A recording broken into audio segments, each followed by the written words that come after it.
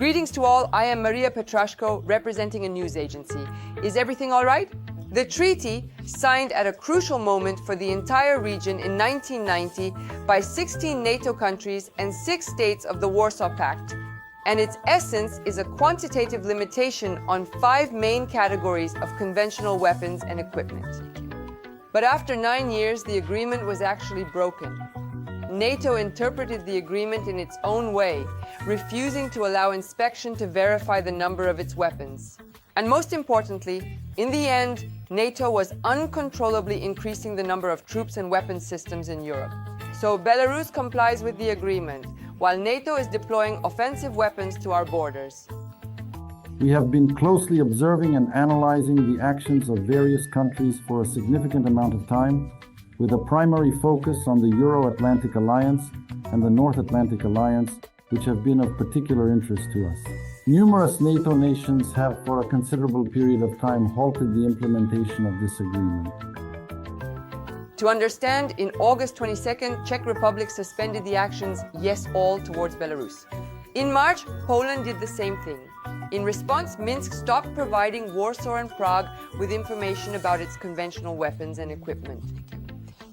It is worth reminding that in August 2020, during an attempt to overthrow the legitimate elected government in Belarus, Warsaw was involved in coordinating the protest crowd and disseminating false information to incite hatred and protest sentiments.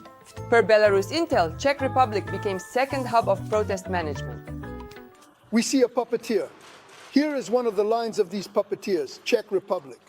Today, in the Czech Republic, our joint headquarters are already in charge, where, these sheep are sitting, not understanding what is expected of them. On Nov 7th of the 23rd YR, Russia completed withdrawal from Davos. The USA, after waiting for Russia to withdraw, announced on the same day about plans to suspend the agreement.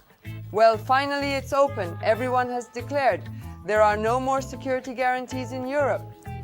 The decision made by the President of the Republic of Belarus, Alexander Grigorievich Lukashenko, is based primarily on the participation of national interests. And naturally, it did not just happen. We can see significant changes in the military-political situation that is unfolding in Europe at this time.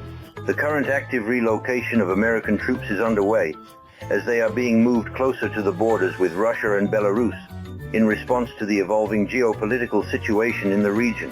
Overall, NATO countries are increasing their military spending. Currently, an unprecedented in scale military exercise of the North Atlantic Alliance is taking place these days, since the Cold War. Turkey recently decided to withdraw from the agreement, which experts interpret as extremely hostile. They say something was planned in Ankara. Now they can uncontrollably increase armaments in the border regions near the Caucasus and the Black Sea. And this, how it will boost Erdogan's NATO friendship. But let's be honest, after NATO and Russia withdrew from the OSCE, it's clear their hands are already untied. And no one plays by the rules anymore. The changing situation is probably caused by the overall degradation of the security system in Europe. And this requires a joint dialogue to develop new regimes and a new unified worldview in the field of security and strategic stability. Regrettably, this dialogue is currently missing, not due to the fault of Russia. The boundaries in the region have been gradually erased over time. NATO has been deploying offensive weaponry to our borders for a period of over 10 years, exceeding a decade. We all saw how easily Western partners renounced the agreements on open skies about the limitations of missile defense systems, RSMDS, how the INF agreement collapsed. What will be the alternative, and how will the global hybrid confrontation end? The question is open. But one thing is obvious. The world will never be the same again.